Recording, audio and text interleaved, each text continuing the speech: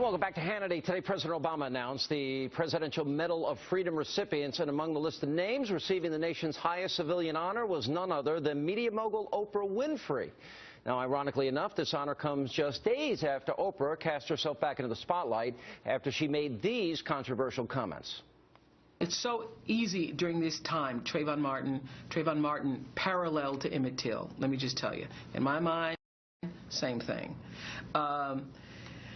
But you can get stuck in that and not allow yourself to move forward and to see how far we've come. The film's so big, director Lee Daniels reportedly even courted President Obama for a cameo. Oprah? No, he couldn't get Obama, and you know, that's why Obama is our president, because he knows not to go and get himself in a movie and be on Fox News every day afterwards. Yes, Obama is very smart.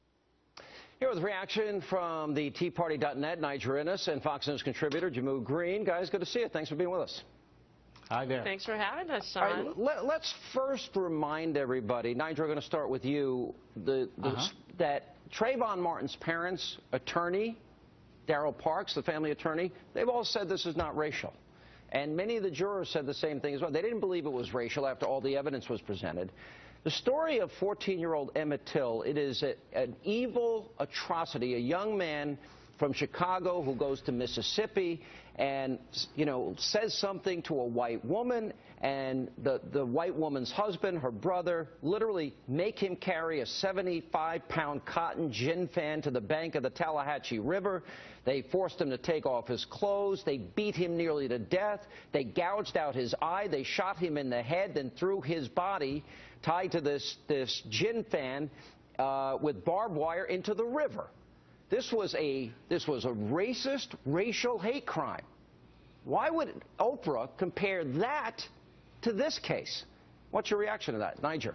Well, she shouldn't, and it is not a comparison. And I'm glad you brought up Trayvon Martin's parents and his attorneys, because, you know, as an African-American male that lost two brothers that were murdered, I really have a great deal of sympathy, and I'm actually quite honored by the way that they comported themselves throughout the trial and even after the trial. But Oprah's comparison was not accurate, it's not valid, and it kind of does a disservice to the civil rights revolution that was won. But I think, Sean, the more important point that was made by Oprah was that black folks should not get, and American people should not get mired in this case of Trayvon Martin as much of a tragedy as it was for our country. You know, let me say, if Jehmu and you and I jumped into a time machine and went back to the 1950s, which is when Emmett Till was lynched, racially lynched, and we had said that by 2013 there will be a black president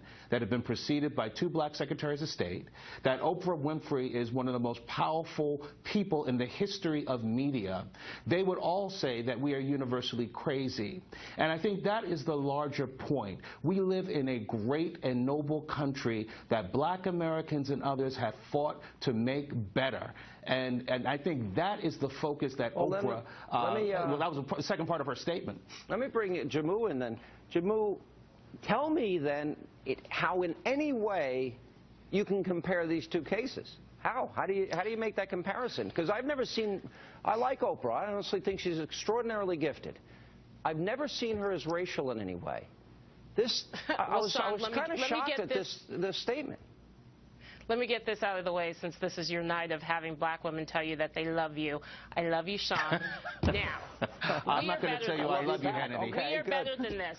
We are better than this, because, Niger, I'm glad you pointed out the second part of her statements where she effusively praised the United States and how far we've come, and she did say we shouldn't get stuck and mired in this, and so we should not be just parsing a few of her words. Sean, you shouldn't be parsing a few of her words. That's what another network does. Now, the thing is, Oprah said very clearly that the facts weren't the same, but the way they resonated within the civil rights community, the way they resonated in America around civil rights issues, that's what she was comparing. So let's not parse words and call Oprah Winfrey a race baiter. Oprah, I never said that. No, I never said that. No. I never.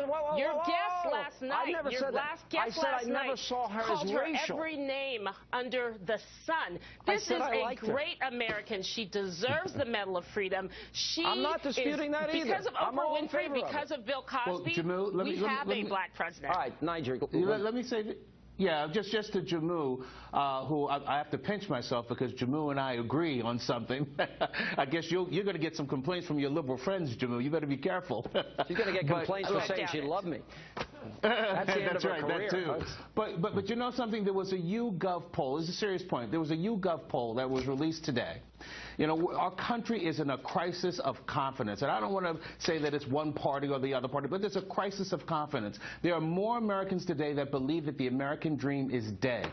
53% of Democrats believe that the American dream is dead. There's a crisis of confidence, and we can't allow people to not focus on how far we've come as a country, and our best days are ahead of us. That's exactly what Oprah did. That's exactly what she did, and she should be honored for having a nuanced conversation about race, Sean. We expose